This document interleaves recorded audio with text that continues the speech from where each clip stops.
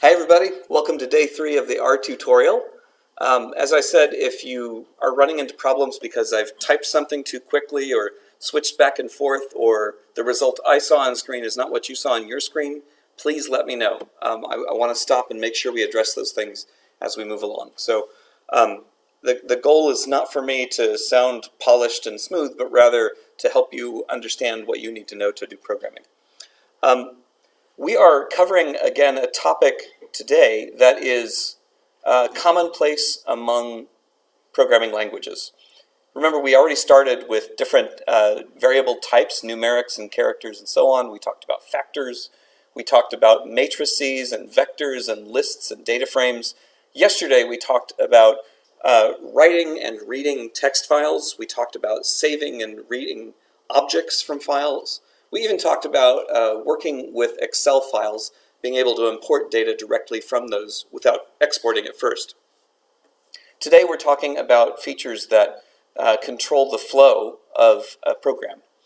It is so frequently the case that we need to make a decision whether or not to do a thing based on whether variables meet a certain criterion. That need is met by the if-else construction here. There are frequently challenges that require us to run through a loop several times to repeat a section of code many times over. And for something like that, for can be a very good option. The for loop is particularly valuable when you have a set number of times that you want to execute something. While is very valuable as well in cases particularly where you aren't sure in advance how many times the software will run. Imagine that you were using a piece of code to look at each letter from a string, like your name. For my name, David, you would need 5 iterations of the loop. But for Stephanie, you would need a much larger number of iterations around that loop. So having the ability to vary the number of loops that take place matters. I'm also going to talk a little bit about subset, which is very useful when you're trying to grab out a part of the data upon which you're going to work. And we're going to do one quick look, at least, at how you can create your own functions for complex tasks that you do several times over. Okay, so I'm going to start with the code at the top of this file. It's just a little 3-line program. So I'm going to go ahead and copy that to the clipboard, pop over to R. Oops, I can pull this out of the way, and go ahead to paste that down. All right. Oh, it's not showing the full set of lines here. There we go. Okay, so let's talk about what's going on here. Let's start with the fact that I is being chosen from all elements of a series 1:10. I think you should remember from the first day that 1:10 means all of the numbers from 1 to 10. So when we look at for I in 1 to 10, we should realize that the software is going to run 10 times over. The first time I is going to be equal to 1.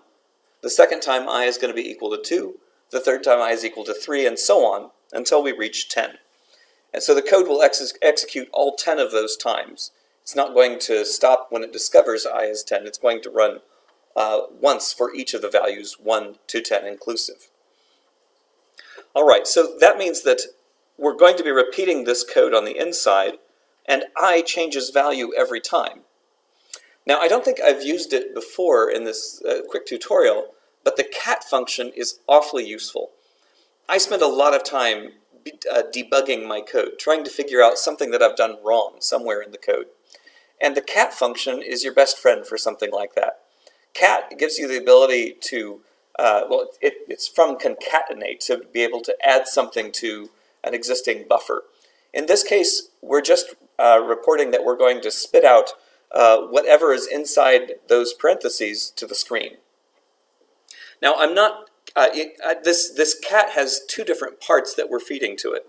We see that we have I:2, so this is a numeric part of of what cat is being fed. And we also have a \n in quotes. So I think you might remember from lectures 2 days ago that the \n means go to the start of the next line. It's important that we include that here. Now the I:2 is an example of a variable being used with an operator. The operator in this case is caret. Does everyone remember what caret does? Okay. So the easy way to think of this is that it's I raised to the second power. So I caret 2 means I gets raised to the second power. I is squared, in other words. So on the first time through this loop, we have I equal to 1, correct? Everyone remember that? So if I is 1, the square of 1 is? It's 1, exactly. So it reports 1 to the screen, and then the / new line character means that it's going to continue on to the next line. On the second time around the loop, I is now equal to 2. 2 gets squared to give us 4, of course. 4, and then it says, okay, go on to the next line after that. So we could change this code very easily and make this instead a space instead for I in 1 to 10. Well, I'll tell you what. I'm going to make this even a little bit more compact. I raised to the second power, and I'll just make a tab character instead to separate it. And we see that it's going to never go on to the next line, but just keep appending to whatever line was there. I need to hit enter so I can get back to the start of the line. Now you'll notice that there's some difference in how I implemented this code as opposed to the way that I did this one down here. The code that I wrote just now, I got rid of all that curly brace business. And curly braces are something that a lot of programmers are just going to take for granted, so let's stop to talk about it. In the bottom case, I know that I'm going to execute only one command on the inside of this loop. It's that cat. I'm not going to do anything else. I'm not going to say I equals I plus 1 or something like that. I'm just using the cat command inside it. As a result, I can do away with the curly braces and just put all of that code on one line. In the top case, where we see the code that we copied directly from the script on the screen, I've used curly braces, and that means that I could have more things in between those braces. So if I were to alter this, I might try, I'm going to return to this line up here. So I'm going to start a curly brace segment. We usually indent things that are inside that. I'm going to say cat I up to new line. You see, it's not going ahead to execute. It's still waiting for me to finish up. That's because I started with that curly brace thing, and it knows it can't move ahead until I give it a final brace. So I'm going to say cat, need a little friendly hello greeting. Oh, and I need to add in a new line character. All right, and now I'm going to do an end brace. So now you can see that it's doing each of these two commands every time it loops around. Yes, sir? Oh, yes, I can return to that. I'm sorry. I made it roll off screen, didn't I? So because I had curly braces, I had the option of doing a more complex thing inside this loop. I use these little spaces at the start of the line to remind me that this part only happens in the context of that for. So I'm setting that code aside. Anytime you're using a branch in your code, it's useful to have something that separates that code. Like if I had if I is greater than 5, then do this, that would be one of those times when I would want to use curly braces to set aside all of the things we're going to do if that's true, not just one line. Let me see if I can, I'll have an example of this in just a second. All right, so I'm going to return to the script. This is our basic code. This is using the curly braces, so if we add in another line alongside this cat line, that's okay. It will execute every time that loop proceeds, rather than just once outside it.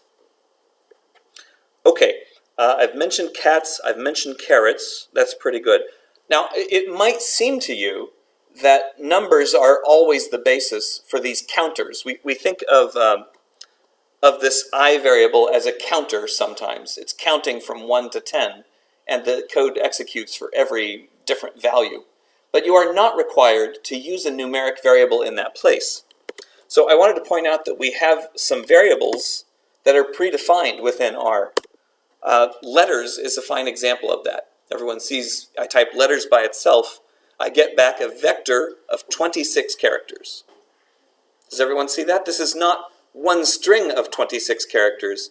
It's a vector with 26 different items, each of which is a letter. Is that distinction clear? Okay, so in this case, my next piece of code takes advantage of the fact that that is defined. So I'm going to copy those 4 lines from the code. The for loops may iterate through a set of characters rather than integers. And now when I push this in, I see that my cat is going to report each letter from that string to the screen. It's going to remove those double quotes here because this is just catting it out. It's not reporting a variable type or anything. And for after each, it's going to print what as a separator? Is this a tab? This is not a tab in this case. So anytime you give a tab in a string like this, you have to say \t. In this case, we're feeding it one space in between those double quotes. So I have A one space, B one space, C one space. Actually, it's doing 2. I didn't. I think it's got a built-in separation as well. And then I had another line of the code that, I'm sorry. You remember we pasted in 4 lines of code, but we are only seeing 3 here. The reason is that the last line got jammed over here. And it was only when we typed, when it executed cat \n that it went ahead to the next line. So we pasted in all 4 lines of code. It's just it executed the first 3 before it actually accepted the 4th as a thing to do. All right. So in the first case, we were using a for loop to use a counter through a range of numbers. In the second case, we were using a letter drawn from a set of letters, a character drawn from a set of character strings. Both of those are legitimate. In each case, whether you're doing a counter running through a span of numbers, or a letter drawn from an alphabet, or a color drawn from the vector of colors for that matter, you always have a fixed number of discrete items that are pre-specified for a for loop. Okay, do we have is colors, oh, sorry, colors, what have they done? No, it's just, okay, sorry, colors. There we go. So we see that the colors function will report 600 some different colors that the software knows about. You could execute a loop that runs through all of these colors as an option, but so you're not limited to numbers or to even to character strings. Sorry, the function I used to get that list was just colors with 2 parentheses. The bottom. So there's some discussion. I think that means that there's a question that is in the audience here. Oh, yes, there are a lot of them, certainly. Yes. Yeah, actually, R lets you do things like define your own colors using the red, green, blue color system. So you can say how red it should be, how green it should be, and how blue it should be in order to produce a color. So yeah, lots of options there. Okay, now I've already mentioned if, and I've used kind of an odd-looking example here, so I'm going to try to walk through this one pretty carefully. We're using a for loop again, but this time we have an if inside it to decide on what should be done. So I'm copying all of that code under using if makes it possible. Okay. So again, we have a counter variable. What's its first value the first time it executes that loop?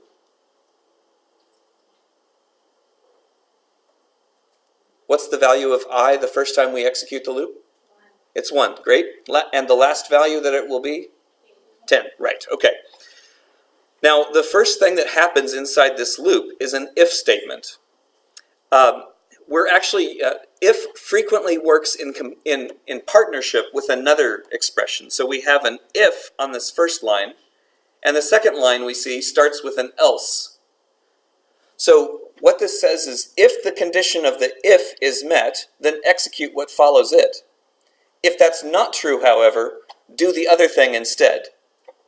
So imagine that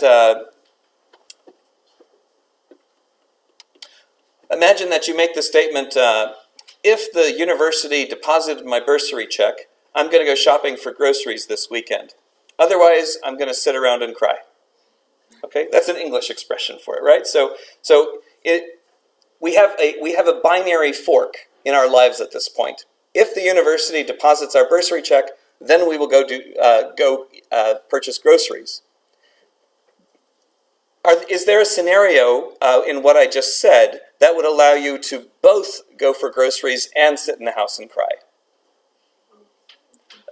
In the way I said it, no. You're either going grocery shopping or you're going to sit at home and cry. You're not going to do both, and under no circumstances will you do neither. So an if is creating one of these forks in the road. In this case, I have kind of a curious looking condition. I'm using an operator with 2% symbols. That's shift 5 on my keyboard. So what is the pair of percent symbols? I'm going to enter a few of these. I think that might be helpful. 7%, 2, 6%, 2, 5%, 2, 4%, 2. Does everyone remember it from the first day? This is modulo, or remainder. Remember that if you say 7 divided by 2, if you're working in integer math, 7 divides by 2 3 times with a remainder of 1. So the modulo function is going to give us the remainder of things. So I'm trying to create a behavior where the software determines whether or not I is an even number. So if you were to give the series of numbers from 1 to 10 modulo 2, you'll see that it always alternates between yes, no, yes, no, yes, no. So the number 1 is an odd number. So if you divide it by 2, your modulus is 1. The number 2 divided by 2 is even. It divides into it evenly. So there's no remainder, so its value is 0. Does everyone see that? Okay. So the remainder function, the modulo function, is going to change value when you use it with 2 as you just do counting numbers. So 1 modulo 2 is 1, 2 modulo 2 is 0, 3 modulo 2 is 1, 4 modulo 2 is 0 again. And it's just going to keep vacillating back and forth between those two. Okay, let me return to this bit of code again. I'm just repasting that. So this I%% 2 has the same set of values as this expression we wrote just above it, 1 to 10 modulo 2. It's going to keep flipping back and forth in each of those. So how does the software recognize this as a true or false thing? Imagine if I'd written this code as for I in 1 to 10, and then I'd said if I is greater than 5, cat big. I'm sorry, I probably need to have some spaces in here. This is not very nice code, I'm sorry. Else cat small. I think that might run. There we go, it did. All right, so in this case, I have something that's very clearly going to give us a true or a false response. When you see the expression, is I greater than 5, you can easily understand that's a true or a false outcome, right? If it's 1, is 1 less than 5? No, that's false. Is 2 greater than 5? No, that's false. 3 greater than 5? No, that's false. Until we get to is 5 greater than 5, suddenly we have a little indecision. But 5 is not greater than 5. 5 is equal to 5, so that's also false. 6 is greater than 5. 7 is greater than 5. 8 is greater than 5. 9 is greater than 5, and so on. So in this case, we see that the software is reporting that it had a false judgment, false, false, false, and then when we get to 6, we have true, true, true, true, true. Everyone getting that? Okay. So I think understanding is I greater than 5 is a lot easier for us to evaluate as true and false. What I've written in the code, though, is this thing that's flipping back and forth, and it's not flipping back and forth between false and true. It's flipping back and forth between 0 and 1. But by computer convention, that's the same thing. Passing the value of 0 to a true-false function says that 0 is false, and 1 is always regarded as true. So in this case, by taking the modulo, by finding the remainder in the division by 2, we're feeding it a false or true just as a number rather than as a Boolean. Puzzling, huh? Well, so you should just remember that almost whatever language you happen to be working in, 0 is almost always going to be regarded as false, and 1 is almost always going to be regarded as true. Now, what would happen if I said a negative number? That could be very weird. Let's actually look at these little simple examples of ifing a number, treating them as though they are Boolean values. Okay. So in the first case, we said if 0, then cat true. But nothing happens. There's no output from it. Because in this case, we didn't pair that if with an else. The only time something happens is if the if is true. But in this case, it's not. If of 0 returns false, therefore it's going to ignore anything that it was supposed to do if it were true. Similarly, if I say if 1, I do get an output. Because 1 evaluates as true, therefore it will go ahead to execute the code that follows it. Now, I'm not actually sure what would happen if I fed it a negative 1. Does it regard that as true or false? It regards that as true. Does it regard a big number? Let's say a 10. That's called a true? That's called a true. A negative number, we'll also call it a true. The only circumstances in which a number will return the value false, I believe, is when you feed it a 0. So that's an oddity of programming, but it's something you should be aware of. Most software will consider a value of 0 as identical to false. All right. So we've used a fair number of examples now where for was going to loop through a particular section of code multiple times. For our next example, we're going to use while instead. I'm going to go ahead and just copy this whole block of text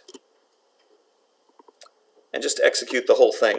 It's a whole lot easier to do these as, if I were to grab just the top part of this function, for example, and try to execute that, I would get a really weird looking result because the software would not be able to complete because I haven't given it all of the code. It knows that because this curly brace right here hasn't been closed yet. It doesn't get closed until I include this line all the way down here. So I need to grab that whole section, and I'm going to go ahead and paste that in. Okay, so we're setting up two variables. One is called x, that's going to be our counter in this case. And this one, square, is going to be set dependent on the current value of x. So I'm going to set them both to 0 to start. In this case, I'm telling the software to use a while loop. And while is used pretty differently than for. While says, while this condition is true, keep doing this whatever. That is very useful when you don't know how many times you should execute it.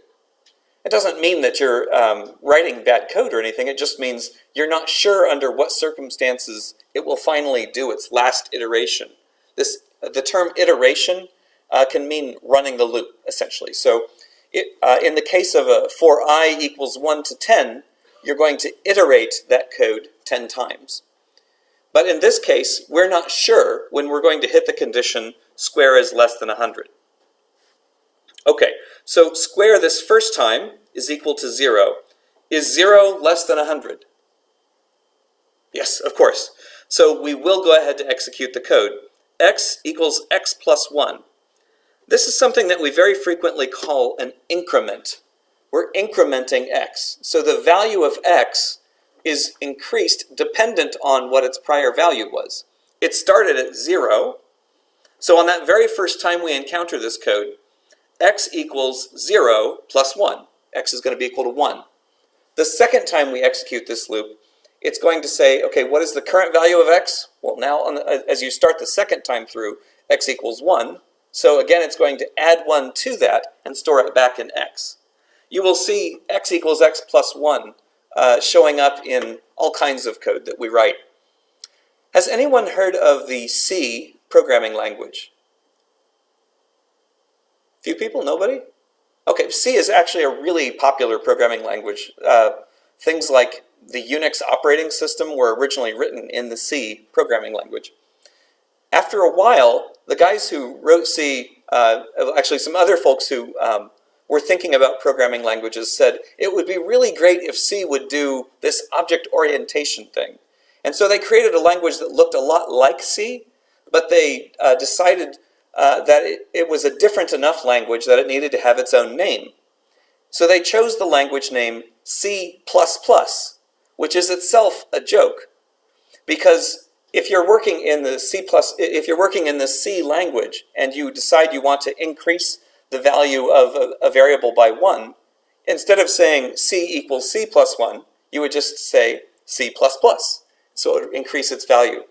So the whole name of the C++ programming language is this joke that it's like the C language, but plus 1. Weird but true. I told you before, computer people have weird senses of humor. All right. So we see then that x is incrementing each time. The first pass, it starts with a value of 0. The second pass, it starts with a value of 1. The third pass, it starts with a value of 2, etc. And square is using this power operator again. Now, is square changing dependent on what its prior value was? It is not. Square is being set dependent on the value of x. So square is always going to be x times x. Well, as soon as this code runs, then square will be equal to x times x. But if you change the value of x elsewhere in the code, does that mean that square's value automatically changes? No, actually it does not. The only time square's value can change is when square gets assigned. And square gets assigned right here. So when this code finishes, when this line finishes, it's no longer true that square is x times x, because x has increased without square's value being changed. That doesn't happen until the next line. So just because after this line executes, square has the value of x times x, does not mean it will always have that. It means that you have to, once this line executes, then and at that point only can you guarantee that it will have that value. Okay. Yes, there's a question. Okay, gotcha. Right, this relationship between the variables is only true when that particular line executes. Something else may tamper with the value of square elsewhere. Something may tamper with the value of x in another place too. If I suddenly add after this line x equals 5, there may be no relationship between square and the new value of x. All right, so now we're going to run our cat command, and cat by itself is going to, in this case, is accepting 1, 2, 3, 4 arguments. So what it is being told to do is to create 2 columns. First, what is the current value of x? Second, a tab to separate the columns. Thirdly, the current value of square. And fourthly, go to the start of the next line. We're passing in all 4 of those arguments. Each of them will be accepted and executed. And as we see, this pair of variables gets kicked out in a way that shows you that at the time of the cat, yes, the square is equal to x squared. But for this brief moment after x has been incremented, it's not true that the square is equal to the x times x. You have to actually execute that line in order to make it so. Okay, so we have seen a for loop for doing a particular expression a set number of times. We've seen a while loop, which continues executing until this condition takes place. I'm going to share just one story. I worked as a programmer for a couple of months after I graduated from college and before I went to grad school.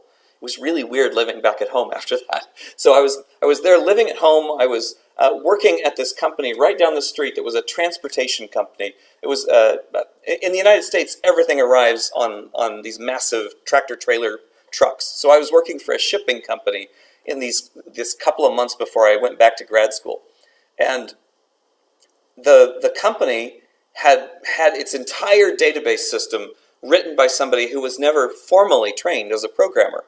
So she'd spent 10 years with this company developing this ever more complex database system in a language called FoxPro that basically nobody speaks. I'd had some experience with it because I was an intern with a company during college. So I was asked as a temp, somebody who knowingly was only going to be on the job for a couple of months, to maintain this whole body of code. And how many days did I have with the programmer before she left to go back to school for what she was going to do? A week. I had 5 days to learn thousands of lines of code and understand how to fix everything that was about to break. It was terrible. Anyway, so she had a favorite type of while loop to run. I'm going to tell you what she would do. She would create code that said, while true, do blah, blah, blah. And somewhere in here, she would have an if x is greater than threshold, break. That was legitimate in that language. This is R, so this wouldn't work correctly here. What she had done was to create an infinite loop. The code would always continue to run through this operation, and at no point would it stop unless it hit this weird condition inside, in which case it was supposed to break out of that loop and continue on. This is very, very bad programming practice. Don't ever do that. Because it means that when someone new parachutes in and starts operating with your code, they have to figure out all of the different places in this loop where the code might break out of it. It was a very, very stressful 2 months. I never want to do a job like that again. Okay, sorry. So when you create a while loop, you should have a meaningful condition at the top of it that is apparent to you. Under this circumstance, this loop should stop running. You should always do that. While true is not something that should happen. Okay, I'm going to continue on with what we're doing. Now, I created a little test set for this next piece. I think that this code is useful to run just because it's going to give us something that looks a little bit more like the kind of experimental data frame we would get. So I'm going to just run that whole block of code. At the end, that should run completely for everybody. If you type exp table, you can see that we have 26 rows of things. You'll actually see it looking a little better on your screen, I think. But you should have 1, 2, 3 columns of that, and 1, 2, 3 columns of that. I'm going to run a summary on it. Summary. So you should have a labels column with each of the letters represented once. And then you should have experiment A1, experiment A2, experiment A3, experiment B1, experiment B2, experiment B3. Does everyone get something like that? No, it does not. Okay, let's see what kinds of errors are showing up here. It's not doing anything at all? Yes, that whole part? Yes. Okay. That type of experiment table by itself. Oh, okay. So once you create the objects, I'm sorry. I continued on. So with this code, you run all of that code, and then you should be able to say something like summary exp table, and get a meaningful response. So the code that I highlighted from the other page just creates this data frame. Did that look better? Did it work? Oh, okay. Yes. Yeah, I'm using parentheses because summary is a function. We're passing it experiment table as its thing. Good. I see you have all the columns there. All the columns. Good. Is it behaving itself? No. What's it show? Oh, let's go ahead and type the summary experiment table. I think you're in a good place. Summary, parenthesis, capital EXPT, capital T, ABLE. Yeah, you're in great shape. Good. Okay. Good. Is it working for everybody now? Good. Everyone's looking great. This is good. Did it work for you as well? Oh, summary has a lowercase s at the front. Yeah, those capital letters are throwing everybody off, I think. Perfect. Good. Yes. Oh, yes. You will have different numbers. But all of us will have different numbers. It's just using random numbers to populate this. Okay. Yeah, that's a good point. Thank you. Yes, all of these are going to be random numbers just filling the table. Okay. Oops. All right. So I'm going to show you something that will show up again tomorrow, but it's kind of a useful function to know about. So I've shown you summary of experiment table. Now I'm going to replace the word summary here with the word head. H-E-A-D. Head is also a Unix command, but people get so accustomed to using it that they've brought it into R as well. So head shows you the top of the table. And if you want to see the other end, you say tail. Head and tail. So those are both useful things to know about. All right. Now we've talked about the... yes? Would it always be the first 6 and the last 6? Yes, I think you can actually specify how many you want. If I type question mark head, yeah, I can feed it. I can give it to n, I think. So if I say head experiment table, comma 3, I get just the first 3. So there are other parameters you can feed it, but typically head is going to give you 5. Okay, head and tail. So let's remind ourselves of the index operator. So index operator is something that's showing up a lot across our lectures. In the back of my mind, I think to myself, potential quiz question. It's because I'm evil like that. I've got experience doing this kind of nonsense. So if I wanted to do an index operator, it probably means I'm trying to grab out some part of this data structure. I want to pull out row 5. And rows come before columns. And I want to grab the whole row, so I'm not going to specify which columns I want. See that? So the whole data structure is 26 rows tall. I've specified that I want to grab out the 5th row, and I want all of the columns. That's what this index operator lets me do. Everyone sees that? Okay. So we saw it before with vectors. You remember letters is a vector of letters. You can also use it here, but letters is just one-dimensional. So if I say the 5th element of letters, it gives me back the letter E. Because of the 26 letters that are in letters, E is the 5th. It's the same operator. The index operator is useful for picking out a subset of a larger table. You can use it in matrices, you can use it in data frames, you can use it in vectors. Yes? Could you get the whole table if you put in the index of data without numbers and just a column? Ooh! All right, she's going to try breaking the software here. Let's see if this does it. I don't honestly know what's going to happen. So here I'm specifying no particular row, no particular column. Good guess. Very good guess, yeah. You can check that it has the original dimensions using something like dim. In fact, if you're trying to figure out how many rows and columns this thing had to choose from, you can just run dim on that. We see that here, using the index operator with no specification of row and no specification of column, returns the whole thing. Cool, I didn't know that. Okay, so index operator is really useful for that. It is not, however, the only way that you can pull out some of the information. Sometimes you have a particular threshold value that you really, really care about. Now, if we, oh, not this code, sorry. If we come back here, oh, I'm sorry, I meant to show one other use of the index operator. Here I wanted to grab out the first column of row 5. Remember, rows come before columns. So what is it doing here? Why is it giving me E and then all that other stuff?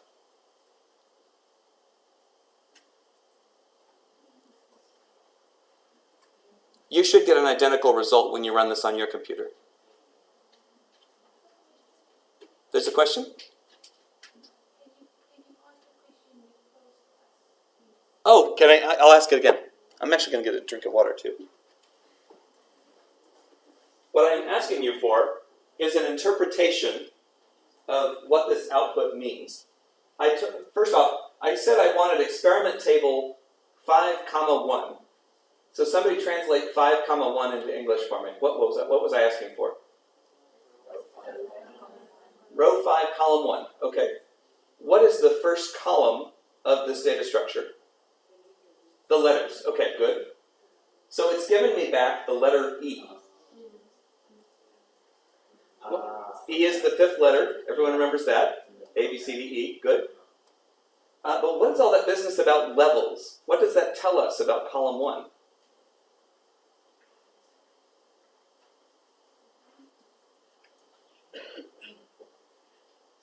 Does everyone remember the difference between a factor and a vector?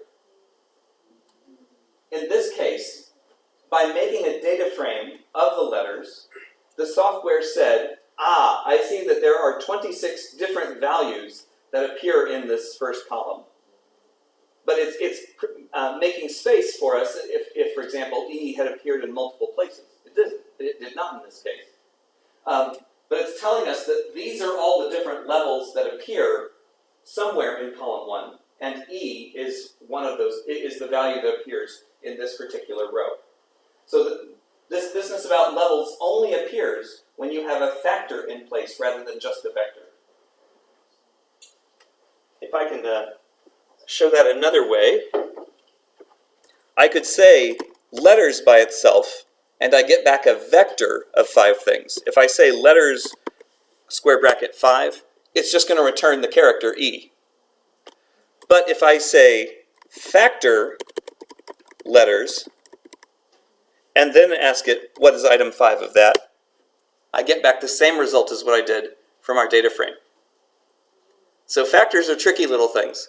Anytime you create a composite data structure, you're probably going to see some amount of this business going on with data frame creation. Okay, to return to what I was trying to tell you, I wanted to talk about subsetting. So we see this code right here.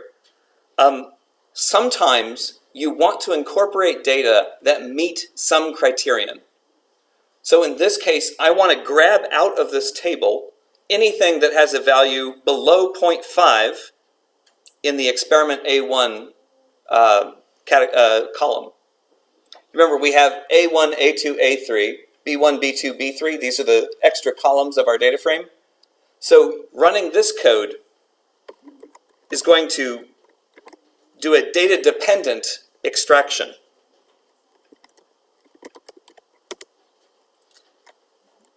Sorry, I let that run by too quickly. Let me try this again. Okay. Now your result will differ from mine. You're going to get different numbers because we all have different numbers in our tables. We started with an experiment table that was 26 rows tall, one for each letter of the alphabet. From it, I decided to create a subset. I wanted all of the rows drawn from this table that had an experiment A1 value below 0.5. So in this case, the software found that 15 of the rows met that criterion. And so it created a subset of that table called sub-experiment. And I can tell that it pulled 15 rows out because I ran dimension on it and got 15, 7. It's got the same number of columns as the original experiment table, but it's changed which rows are there. So let us ask if we succeeded in getting what we wanted. I'm going to sort the values from sub-export EXPTA1. Do you see that? So there should be 15 values in the A1 column. I'm going to sort them from lowest to highest. What's the highest value that should be allowable?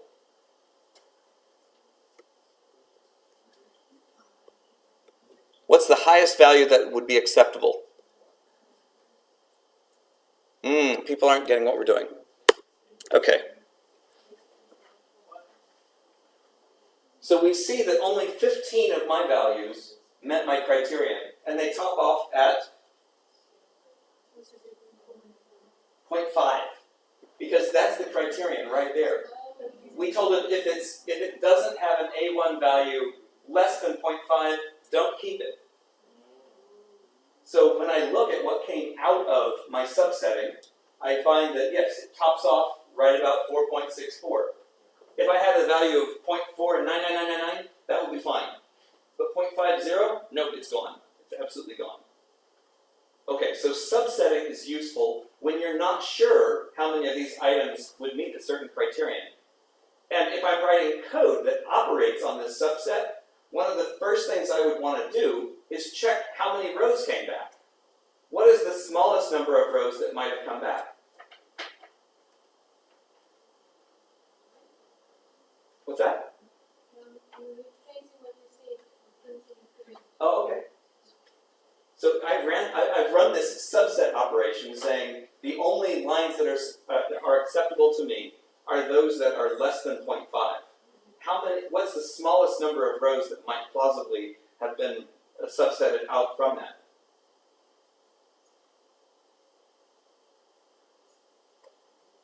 Not really a trick question. These are just random numbers. Okay, anytime you run a subset, you have to consider the possibility that no rows meet the criterion at all. As a result, it could be that the sub-experiment table is empty. It could have no rows whatsoever. So if I write code that presumes that there's at least one there, I may have introduced a bug into my code because I didn't think about the possibility that there were 0 rows that met that criterion. All right, in this case, we know that all of the values fall between 0 and 1 because that's how I wrote the code. But randomly, it's quite possible that none would meet that criterion. I can do this with something like that. What is the dimension of the sub-experiment table? 0. So it is certainly possible to create a subset criterion that returns nothing. And if you write your code with the assumption that it will have at least one row in it, that's going to be really bad for you. Your code's going to crash. I hope that this is helping to introduce you to some of the weird, squirrely things that can happen with code as you're writing it along. No one writes a perfect script on the first try. We all make mistakes like forgetting the possibility of a 0 return. But we need to be thinking about that to avoid tripping on our own feet. Okay. Let's think about some practical applications that subset could have. What if you're working with a student database and you want to grab out everyone from Durbanville? So you could do string search. You could look on a table of where the students live and grab out only those that contain Durbanville somewhere in there. But surely along the way, somebody had some typos and they may have misspelled Durbanville, or sometimes they use the capital D and sometimes they use the lowercase d, and that's not great. So it might be easier to work off of something like a postal code. So you could say, give me a subset of this table such that everyone, so that I'm seeing everyone who has a postal code 7550. You could use something like that. But again, the possibility may be that you get nothing back. You know, if you do this at a school in PE, the likelihood that a student has a home address of Durbanville is going to be way down, I would assume. Okay, so subsetting is very useful when you have a certain criterion you're trying to achieve by pulling those data out. All right. Now this brings us to functions. There's a whole lot that could be said about functions, but what I'm going to say is instead that we want to save ourselves time. We have a particular complex operation that we're doing again and again and again, and we would like to not have to type the code out for that every time. To give one practical reason, if you decide to make how you do that operation different, and in mid-course, it might be that the 5 times you coded it up here are different than the 5 times you coded after that. So it's a whole lot handier if you know you're going to be reusing that math function many times over to just write it once as a function. So here I have created a function called Pythagoras, and I am going to copy that right in here and hit enter. Nothing should happen. Some of you really loved geometry back in high school. And when I say Pythagoras, something probably happened for you. You said to yourself, now, I've heard that name before. Pythagoras was many, many things. A bit of a cult leader. He was a fantastic musician, but also a geometer and mathematician. And because of him, we have the Pythagorean Theorem. You know, I used to think all mathematically minded scientists know what the Pythagorean Theorem is. But one day I was giving a talk that involved the Pythagorean Theorem as one of these cultural universals. And I was in Beijing, and I asked the students, can anyone tell me what the formula was for the Pythagorean Theorem? And they all looked at me totally blankly, because in Western schools they teach it as the Pythagorean Theorem, but in Chinese schools they teach it as the rule of right triangles. So there's no Pythagoras on it. So I realized that I have to be careful about just assuming that, oh, of course, all people know what the Pythagorean Theorem would be. So let us have a quick reminder of the rule of right triangles. So we have 2 points on an xy plane. All right, this one is located to the right of this one. This one is a little lower than that one. We want to know what is the distance between these 2 points. All right. It is possible to think of these 2 points as being a right triangle, because you just drop a line down from this one until you hit the point on the y-axis where this one lies, and then you just scrunch over to the right. So now you have this nice right triangle. You probably remember now that when you have right triangles, if you're trying to figure out the length of the hypotenuse, does everyone remember hypotenuse? Oh, we're doing so well.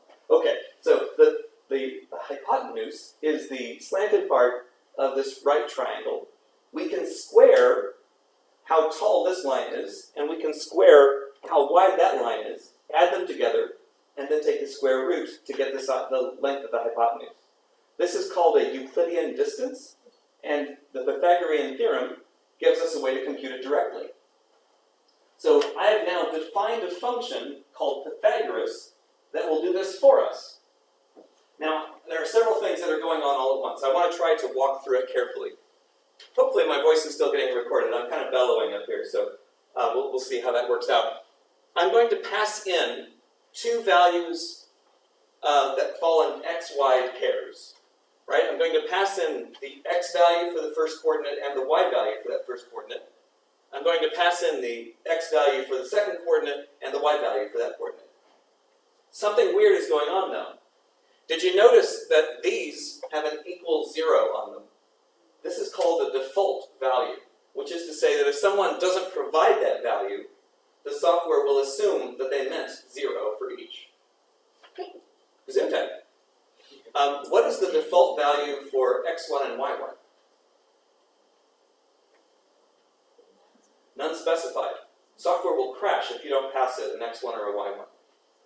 Okay, so these 4 values get passed in, and then they're used here. Now I've used yet another function. I keep throwing new ones at you every day. I'm so sorry about that. But it's the abs function. This is the function that I apply every night to get my amazing figure. No, it's not that. This is not that. Sorry. My abs are not. My abs are so sad. I can hardly even say. It just hurt them. All right. Abs. Abs. What do I mean by abs? Anyone? Absolute value. Very nice. Thank you. All right. I was a little pedantic here, and so I said the distance between these on the x-axis cannot be negative. So we'll take the absolute value. I don't know which of these is going to be higher and which is to be lower. So I'm just going to subtract one from the other and take the absolute value. And I call that the x-diff. Next, I'm going to ask, what is the distance between the 2 points on the y-axis? And again, if I get them reversed in order, which is bigger and which is smaller, I'm going to take the absolute value, it doesn't matter, and store that in y-diff. And then I'm going to compute the distance using the Pythagorean Theorem. I'm going to square the difference from x. You remember the caret 2 is the same thing as square. I'm going to square the distance on y, and I'm going to add those together and then run yet another function I'm springing on you. I'm so sorry. Square root. I think the output of that is relatively straightforward. So I'm going to take the square root of that and shove that in a variable called distance. Now, there's a little bit of an oddity here. Because distance, x-diff, and y-diff all exist inside this function, I can't really see them. So I need to be able to return what the product of this math was to whatever it called this function. So here I'm going to specify that I'm returning that distance as the result for this formula. So how do I use that? I use it just like I would any other function that's built into R. So I can start by saying Pythagoras, oh goodness, Orus, and I'm going to try it with no arguments whatsoever. You see what happened? It borked on me. It said, you didn't give me an x1 value. I can't do anything. There's no default value specified for x1. So I could just say, all right, what's the Pythagoras of 3? Well, now it goes on to complain you haven't given me a y value. So I got to give it both an x value and a y value. I'm going to say 3, 4. So in this case, the software is interpreting the 3 as the x1 value. It's interpreting the 4 as the y1 value, if only because that's the order in which I specified them in my function call. And I hit enter, and back comes the response 5. So what does that mean? I said this function was for computing the distance between 2 points, but I only gave it 1 point. How is it giving me a distance at all?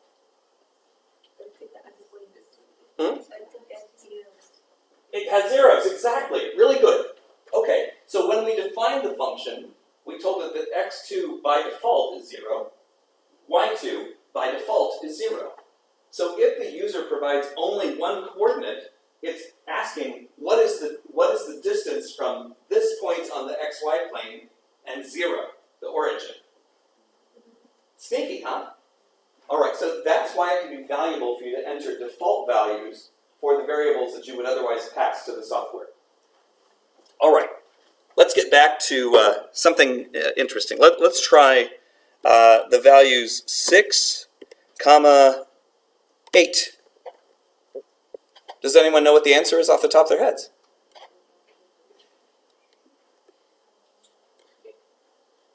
Someone's arguing 10. It's 5, though. This is almost identical to what we just ran. Because the distance between 3 and 6 on the x-axis is 3. The distance between 4 and 8 on the y-axis is 4. So exactly the same thing as what is the distance from 3, 4 to 0, to the origin, is the same as what is the distance from 3, 4, and 6, 8. So it's a sneaky little prank I pulled there. All right. Does everyone remember that one of the right triangles with integer sizes is 3, 4, and 5? Yeah, it's the easiest one to remember. We could also pull some stunts like doing the Pythagoras of 5, 12. That's another example. 5, 12, 13 is the length of the diagonal there. Okay, now I want to know what is the value of x-diff? right? It was computing that, xdiff. So what has happened here? We know that the Pythagoras theorem, the Pythagoras code is computing an xdiff value. So why can't I just have it spit that value out? It doesn't exist outside the function. Right. This is something we call scope. The scope under which xdiff lives is only while that function is running. As soon as the function has responded with its return value, xdiff doesn't exist anymore. So in this case, I can ask it for the value of xdiff, but it doesn't know what I'm talking about because it doesn't exist anymore. So scope is a big deal when you're doing programming like this too. Okay, so I think I've rambled on about long enough. Are there questions about what we've talked about? Will the Pythagoras function be around the next time I start up R? It will not. I can tell it to save the environment as I close, and it will store all of the objects in memory, including the functions I've defined. But generally speaking, I throw all that stuff out every time I shut down the software. So I need to keep my Pythagoras code around if I'm going to use it in a later runtime.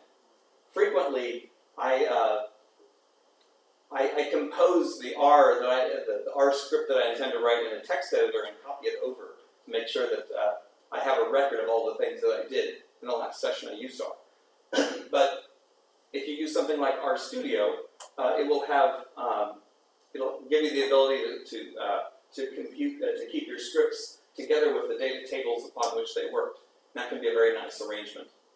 This happens to be an easier way for me to show the full screen at decent resolution so you can read it from the back. But in practice, most people who use R every day are running something like RStudio to make it much smoother to operate, to keep the scripts that operate on data tables together with those tables and their outputs. Okay, so I don't think I really have anything else for you today, but tomorrow we are going to spend some quality time with ggplot2, which is one of the most widely used graphing libraries for R. So by all means, if you can, please do install ggplot2 with the command line install packages ggplot2 at some moment when you have reliable internet. And that should go well for everybody, okay? Great. I will see you tomorrow morning for the 9 o'clock lecture. At 11:30, we'll continue with graphing. Thank you so much.